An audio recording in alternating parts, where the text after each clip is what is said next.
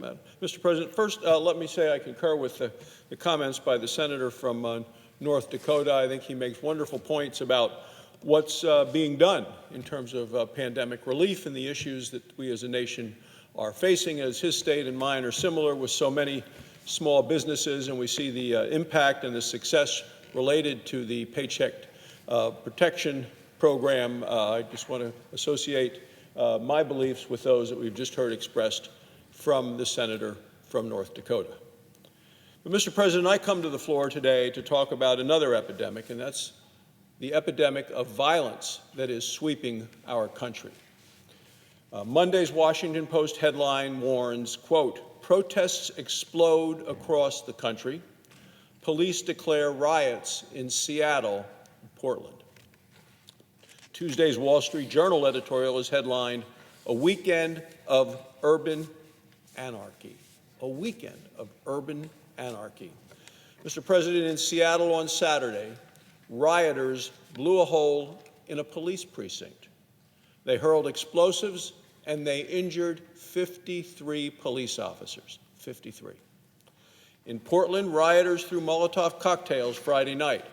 Several officers were hit with heavy explosives. The rioters returned Sunday and attacked the courthouse. Mr. President, in spite of what the Democrats say when they call these peaceful protests, these are nothing peaceful, and they are not protests. This is active violence. This is organized violence, and it is meant to destroy and to intimidate.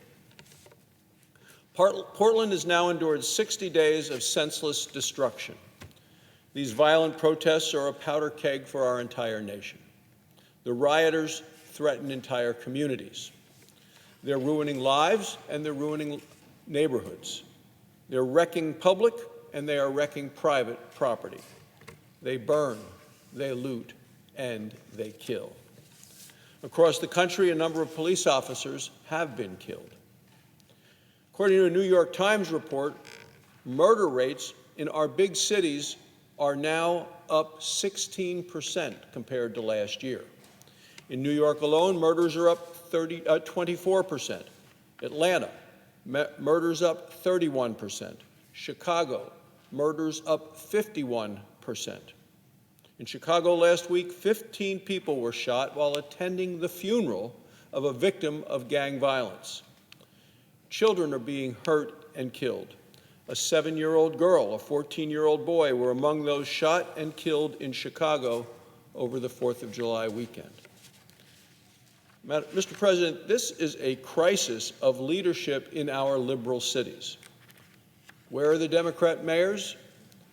They have surrendered to the mob. Where are the Democrat governors? They have surrendered to the mob.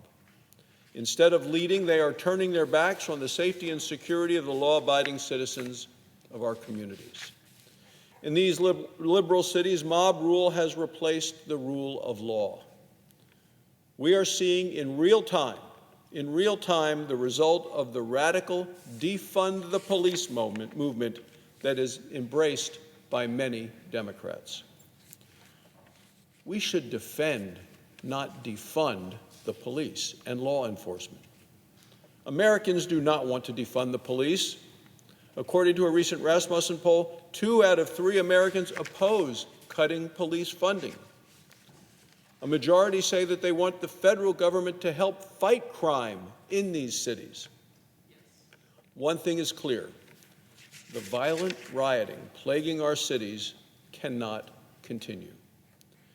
The police are being targeted for doing their job, and their jobs come at great personal risk.